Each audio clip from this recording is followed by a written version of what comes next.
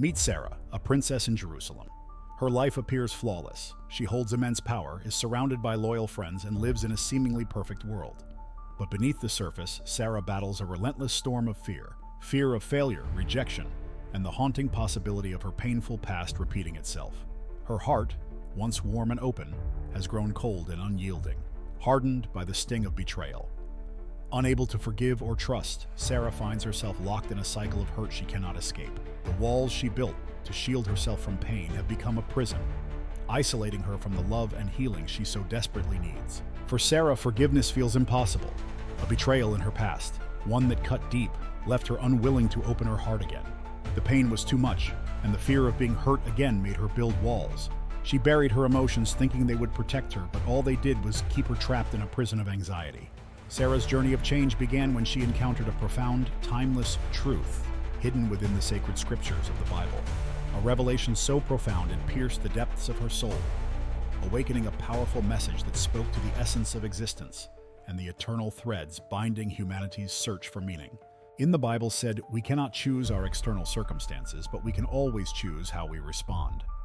The Stoics teach that fear is not something we can always avoid, but how we face it can make all the difference. They believe that true freedom comes from controlling what's within us, our thoughts, our reactions, and our emotions. And from the Bible, Sarah found wisdom in Isaiah 41:10, which says, "Do not fear, for I am with you. Do not be dismayed, for I am your God.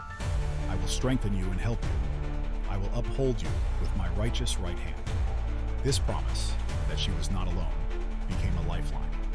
It wasn't just a verse, it was a reminder that fear could be faced with strength, with faith, and with the comfort of God's presence. As Sarah continued her journey, she started applying these principles. Mindfulness became her first tool.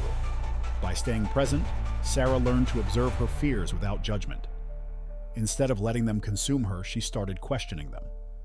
Why am I afraid of this? What is the worst that could happen? Her ancient wisdom practice taught her that fear loses its power when we face it with awareness, but she soon discovered that one thing still held her heart captive: the inability to forgive. A friend had once hurt her deeply, and the pain of that betrayal felt like a wound that wouldn't heal. She was stuck, her fear, her anxiety, and her anger all intertwined, locking her in a cage. But then she came across another verse in the Bible, Ephesians 4:32, "Be kind and compassionate to one another, forgiving each other, just as in Christ God forgave you." Sarah realized forgiveness wasn't about letting the other person off the hook. It was about setting herself free. By holding on to bitterness, she was feeding her fear, keeping herself trapped. She understood that forgiveness wasn't weakness, it was strength. It was the strength to choose peace over pain, love over fear, and freedom over anxiety.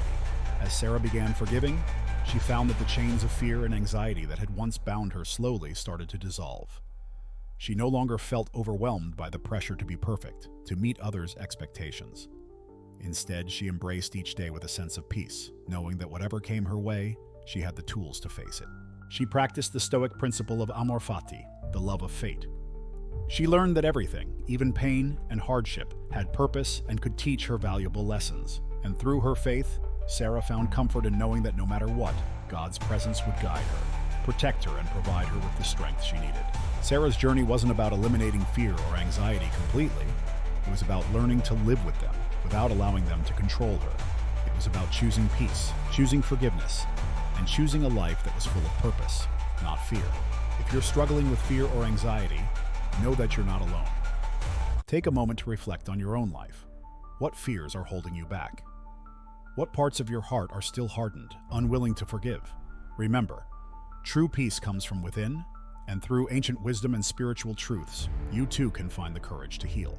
If this video inspired you, please like, subscribe, and share it with someone who may need to hear this message. We'd love to hear your thoughts. What fears are you working through, and how can you begin your journey toward peace?